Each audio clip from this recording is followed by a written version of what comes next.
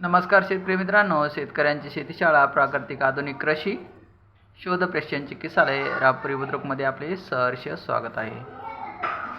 शेतकरी मित्रांनो, आज दिनांक 22 ऑगस्ट 2025 या वर्षीचा सगळ्यात महत्त्वाचा शेतकऱ्याचा सण म्हणजे बैलपोळा।